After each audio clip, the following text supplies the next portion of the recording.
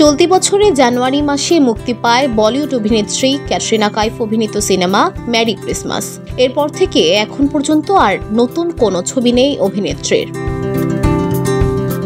গত 4 বছরে হাতে গুনে মাত্র 4টি ছবি করেছেন অভিনেত্রী। তবে কি বিয়ের পর ক্যাটরিনা অভিনয় থেকে বিরতি নিয়েছেন, নাকি একেবারেই সরে যাচ্ছেন?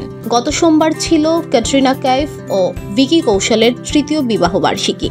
বিশেষ দিনে এ তারকা যুগল সামাজিক যোগাযোগ মাধ্যমে ছবি পোস্ট করেছিলেন। তারা এই মুহূর্তে একসঙ্গে ছুটি কাটাচ্ছেন। গত কয়েক বছরের দিকে চোখ রাখলে দেখা যাবে ছবির সংখ্যা কমিয়েছেন অভিনেত্রী। 2021 সালের 9 ডিসেম্বর রাজস্থানে সাতপাকে বাধা পড়েন অভিনেত্রী ক্যাটরিনা কাইফ ও অভিনেতা ভিকি কৌশল। সে বছরই মুক্তি পায় ক্যাটরিনা অভিনীত ছবি সূর্যবংশী। পরবর্তী 3 বছরে একটি করে ছবি মুক্তি পেয়েছে অভিনেত্রীর ফোন বুথ, টাইগার 3 ও মেরি ক্রিসমাস। ভাববার বিষয়, সেই থেকে ক্যাটরিনা নতুন কোনো ছবি ঘোষণা করেননি।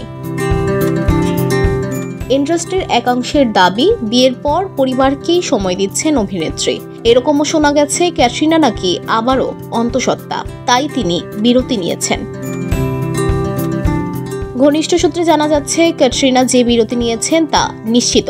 জানা যাচ্ছে গত কয়েক বছরে কাজ নিয়েই ব্যস্ত ছিলেন অভিনেত্রী।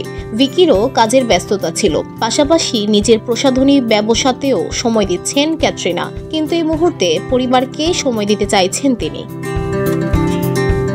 একটি সূত্র জানায়, ক্যাটরিনা চিত্রনাট্য বাঁচতে সময় নিচ্ছেন। বড় পর্দায় উপস্থিতির কোন রকম লক্ষ্যমাত্রাকে সামনে রেখে অভিনেত্রী এগোতে নারাজ। এর আগে শোনা গিয়েছিল ফারহান আখতারের পরিচালনায় জিলে যারা ছবিতে প্রিয়াঙ্কা চোপড়া, আলিয়া ভাটের সঙ্গে থাকবেন ক্যাটরিনা কাইফ। তবে এই ছবিটি আদৌ তৈরি হবে কিনা তা নিয়ে এখনো কোনো তথ্য প্রকাশ্যে আসেনি। তাই ক্যাটরিনাকে আবার কবে বড় পর্দায় দেখতে পাবেন দর্শকরা, সেটি দেখার বিষয়। VOD Bangla news desk.